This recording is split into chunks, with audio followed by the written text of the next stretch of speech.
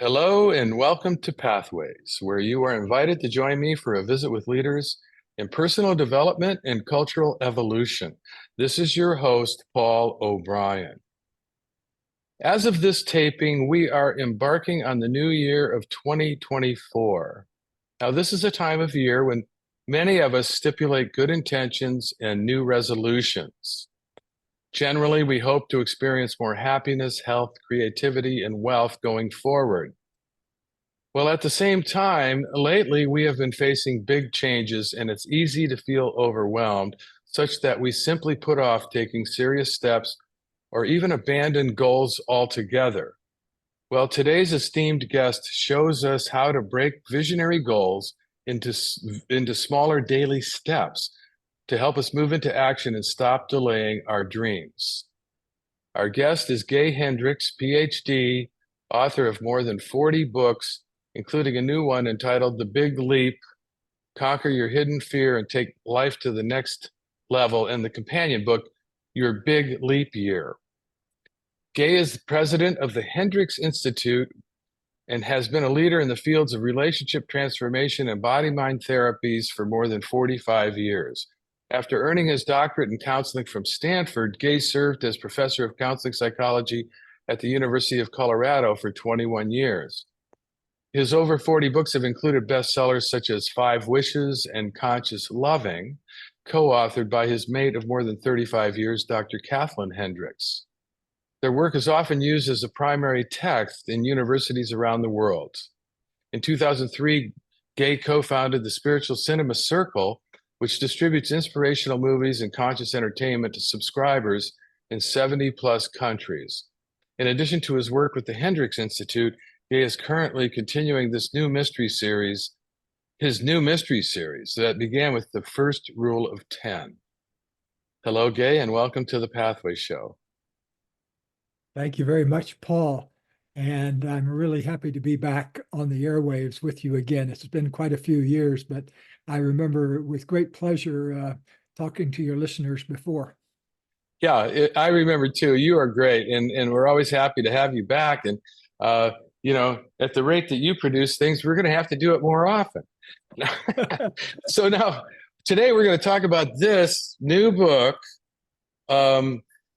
Your Big Leap Year, which is kind of interesting because it's got something for every day of the new year, and this happens to be a leap year. So why don't you tell us what inspired you to do this, and how is the book structured?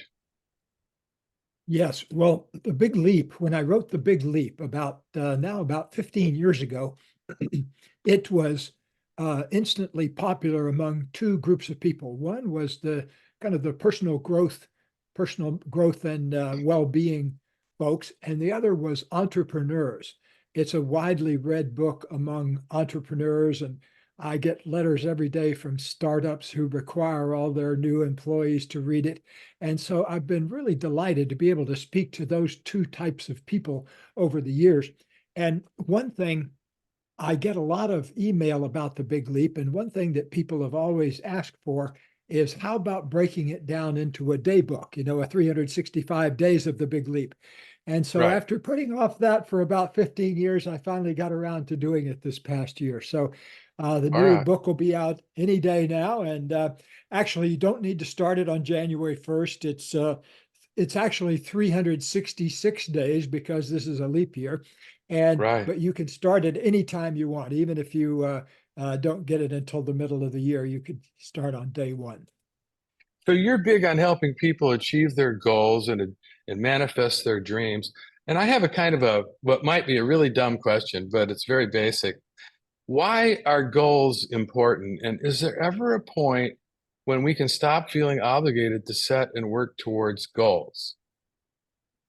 Yes, I think, well, that's a great question, first of all, and let me approach it from a couple of different facets. One reason goals are important is I always use the example, you may have been in Amish country or someplace where you saw horses pulling a buggy, or you've seen a Western movie where there are horses pulling a covered wagon.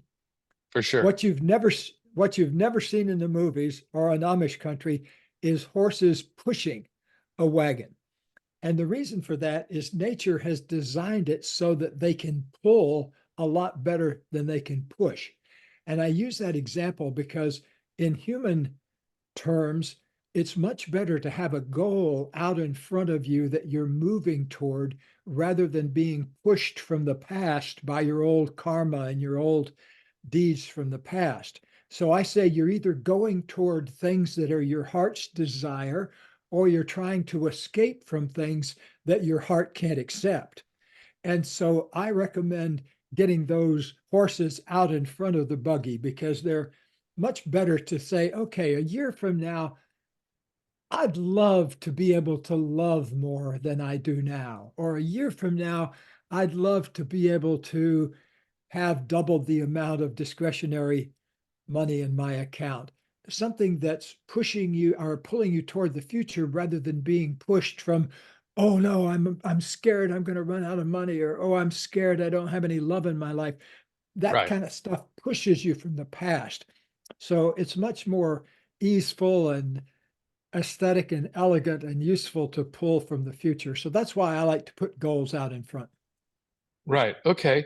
But that still begs the question of, isn't there such a thing as contentment? I mean, can't we ever get to a point, like when we get old, like me, we can just say, hey, you've done enough. Yeah. Let's try to accept yourself, try to accept reality, let go of being so compulsive about achievement.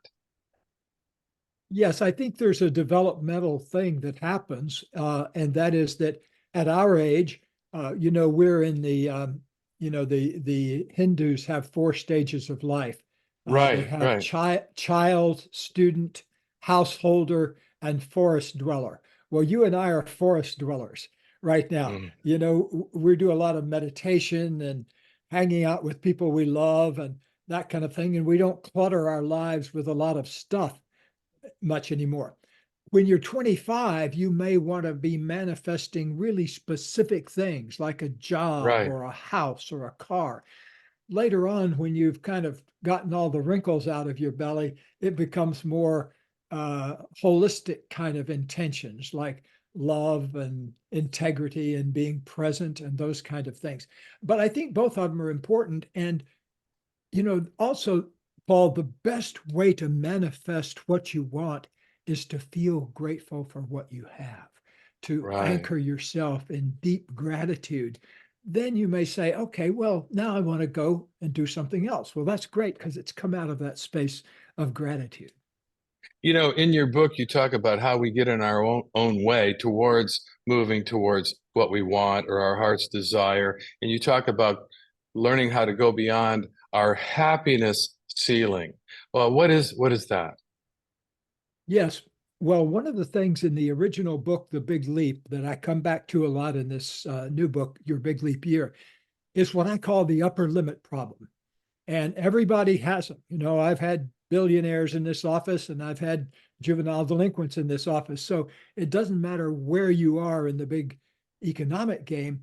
What we all carry around inside us are undigested and undealt with issues from our past that cause us to put a limit on how much we can achieve and experience in the present. I call that the upper limit problem. And so, Right, what you and I and people like us have to do is get busy looking at where we trip ourselves up. Is it in the area of money? Do we make some money and then manage to lose it all? Like I've had people in here many times who have done that. Or is it in the area of love and affection or friendship? Like I've worked with a lot of Silicon Valley geniuses that have a big breakthrough at work that makes millions of dollars. Then they go home that night and have the biggest argument with their spouse they've ever had. And so right. that's what I call the upper limit problem. And it shows up in money, it shows up in love, it shows up in all different areas of life with your kids, with how you relate to the world around you. So it's up to us, each one of us, to take on the task of unwinding our upper limit problems. And in fact, that's one of the big reasons I wrote the new book is to give you a day by day way to do just that.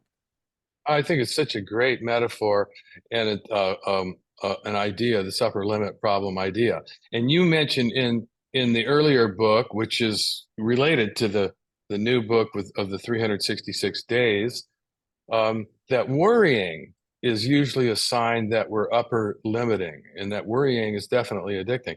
Now, we're having an epidemic of anxiety these days, so worry is a very common thing that people do.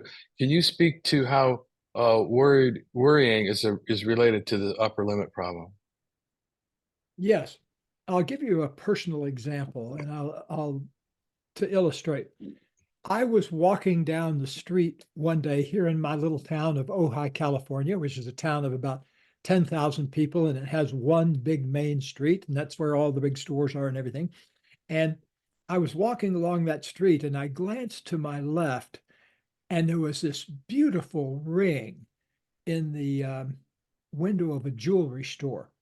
And I paused there and I looked at it. It was such a beautiful ring. I thought about, that's something that I would buy for my wife's birthday. And so I made a note to come back to it. And so I started my back down the street. And within a couple of steps, I was worrying about poverty in the world and worrying about there was, the war that's going on that was at the time and is still happening, and dramatic tensions in the Middle East. So I was back to worrying about that within 10 seconds of having that beautiful positive thought about a gift I might want to give. Now, why would I do that? Well, this is where I cracked the code, Paul. I realized that I, like many of us, in a sense, have an allergy to feeling good for very long. If we feel Wow. good for very long, our mind kicks in and says, wait a minute, there are big problems in the world you're not facing, or, oh, you've got a lot of problems yourself, you ought to be, so we have this, in a sense, upper limit to how good we can let ourselves feel. That's when I began to catch on to it. And I begin to think, okay, instead of trying to solve all my other problems, I'm going to boil it down to one problem, which is how can I expand my ability to feel good every day of my life? If I could keep feeling better and better and better and better and savoring more and tolerating more good feeling, I would get more stuff done because I wouldn't go around with a frantic mind thinking about all the terrible things in the world. I'd be able to focus on what my particular business is. So that's one of the big payoffs for this, Paul, is that once you kind of start clearing out your upper limit problem, you can focus more of your attention on what I call your genius zone, which is that part of yourself where you're doing what you love to do and you're making a big contribution in the world. I noticed that one of the things I thought was very profound and an eye opener for me was that, okay, you see this ring or whatever, and you start worrying about money, but the worry thoughts about money are not actually about money. It's just, they're just symptoms of the upper limit problem. Um, That's it. and, and unless they're about something real that you can do something about right away, it's not about what you think it's about. That is so counterintuitive. It is really counterintuitive, but some of the biggest things in life are counterintuitive. Like, for example, uh, like a foundation of 12-step groups is the idea of letting go of trying to control things that are not within your power to control and putting your attention on whatever the task at hand is, like staying sober this day. Well, that idea was first espoused in a little tiny book 2,000 years ago by a philosopher named Epictetus.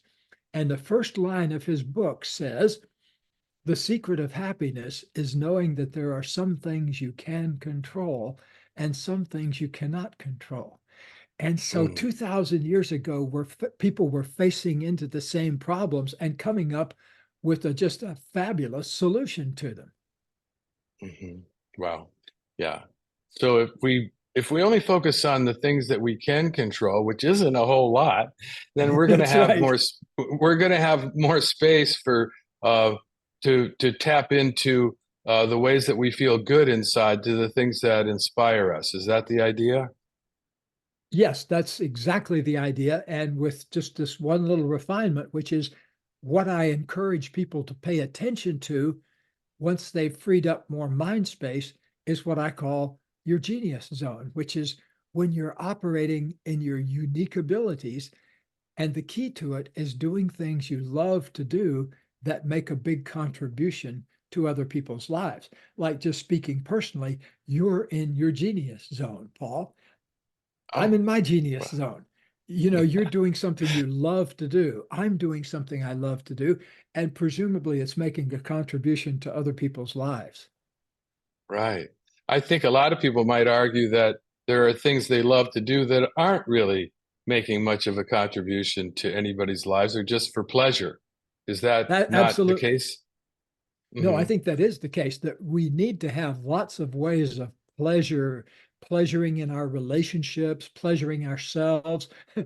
Oddly enough, this very day, I went over to uh, get my ear worked on because I dove in my swimming pool and I jammed some wax up into my ear. And so I spent a few hours over in the local urgent care place this morning while they were most of the time I was sitting there doing nothing, but sometimes they would come in and work on my ear and then they would have some big emergency that they would run to.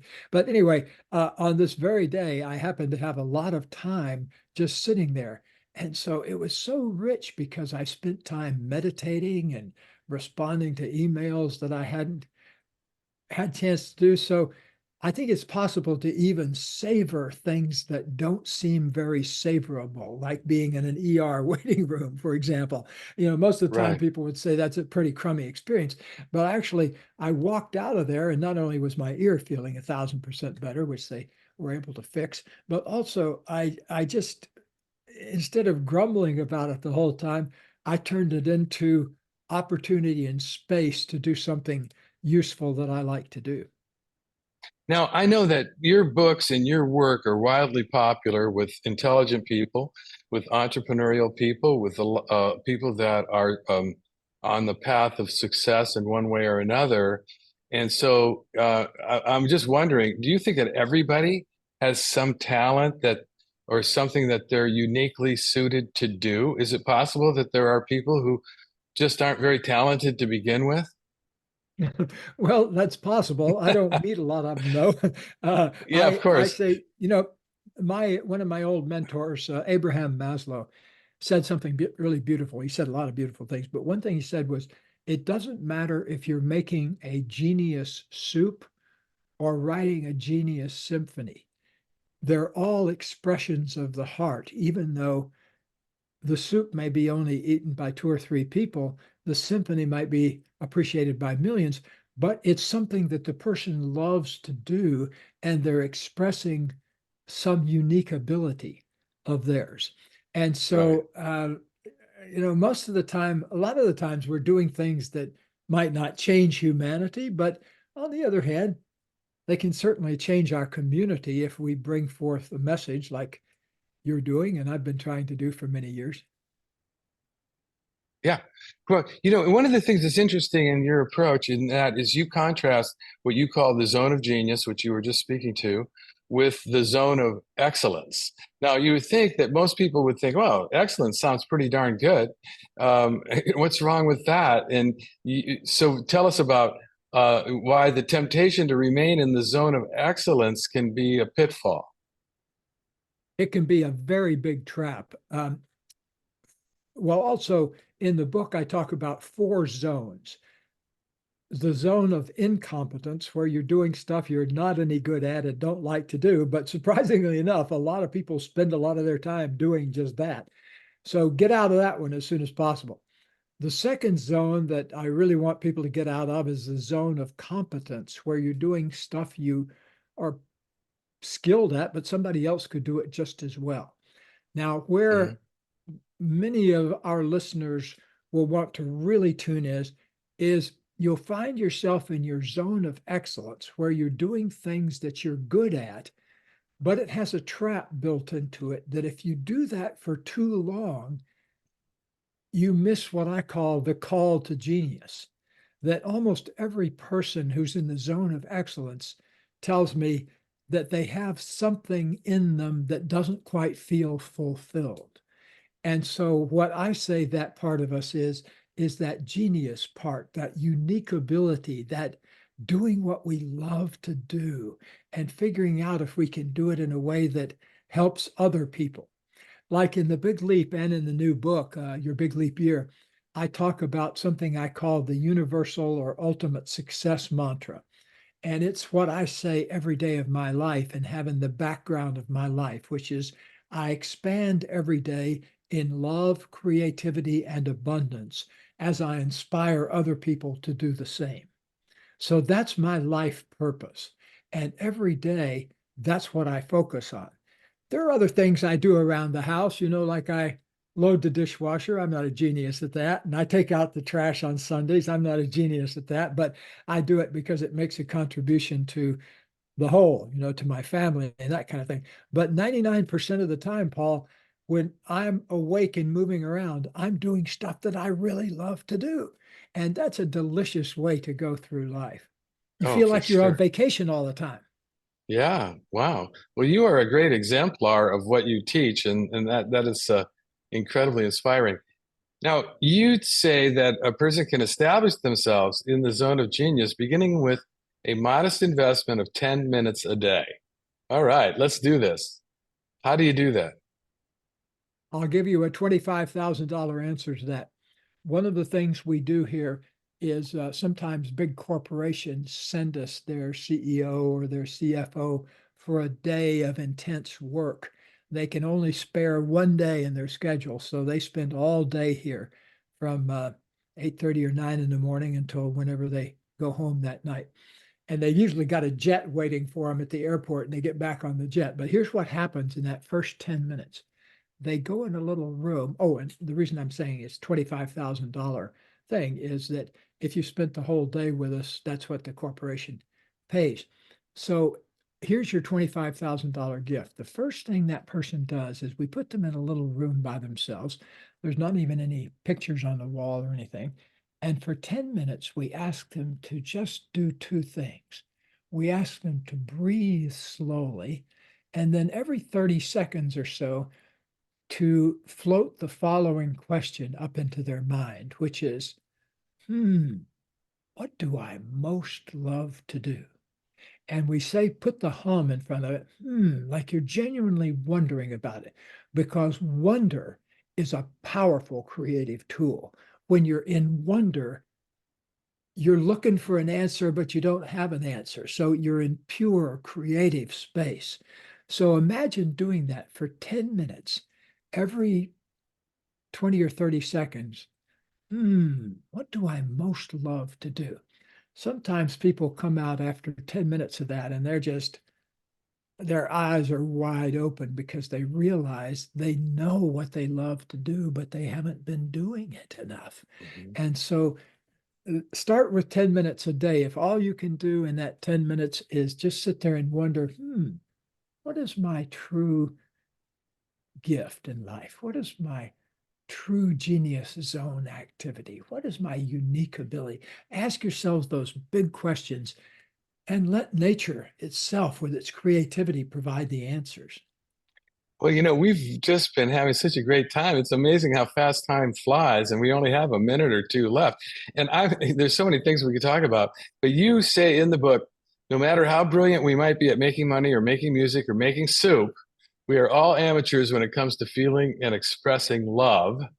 And one of the few in-depth studies ever done on the relationships of successful people, they found that 80% uh, had unsatisfying marriages and long-term relationships. How do you explain that? Well, I explain it with the upper limit problem because so many people, and it's also, Paul, what you focus on, because, you know, sadly, I've walked down the halls of many, many big companies with the CEO when we've been going around and they've been introducing me and so on. And it's so true that you get what you focus on. I've had so many of those folks say, it's no wonder my marriage is completely upside down because all I do is work, all I think about. I had one fellow say, what do I have to offer a woman, or in this particular case? They were in the middle of a divorce, and he says, I work all day, and then when I go home, I think about work all night. And so, anyway, I'm saying that it is a serious problem, and it's because of what people's priorities are. And it's also because the upper limit problem suggests that we all have an allergy that we need to overcome to letting ourselves feel more love and give more love. So we're bound to notice the upper limit problem popping up somewhere or other. It seems to be kind of baked into our cultural conditioning somehow. Yeah. Yes. Well, I want to thank you so much for being on the show. Hey, one last thing. You mentioned in the book your wife loves mystery novels, and I'm wondering, did this have impact on your development of a mystery series? I think so because actually, the first thing that happened, I thought I want to write a mystery novel that Katie would like to read. Yes, so that's a Uh-huh. very interesting. Okay. I never thought of that before. I appreciate you for Oh, pointing that out. that's awesome. Hey, Gay, you are awesome. There's so much more we could explore, but we actually have run out of time. And I want to make sure before we go that I tell you our listeners about your website, which is www.hendricks.com. And I want to recommend the book, The Big Leap. And for those who may have tuned in late to Pathways today, this is your host, Paul O'Brien, author of Intuitive Intelligence, a book that shares the theme of Pathways, which is personal and cultural evolution. Now, don't worry, you can play and or share this interview whenever you want via the internet or as a free podcast, and I'll tell you how in a minute. Today, we've been visiting with Gay Hendricks, author of The Big Leap and the new book, Your Big Leap Year. Highly recommended. I'm getting so much out of it, and I'm probably going to get a lot out of it for the rest of the year. And I want to say thank you to all of our listeners for tuning into Pathways, which is broadcast and streamed on the internet at www.kboo.fm every Sunday morning at 8:30 USA Pacific Time. But even better, podcasts of today's show, which you can listen to and forward to others, are available for free at divination.com.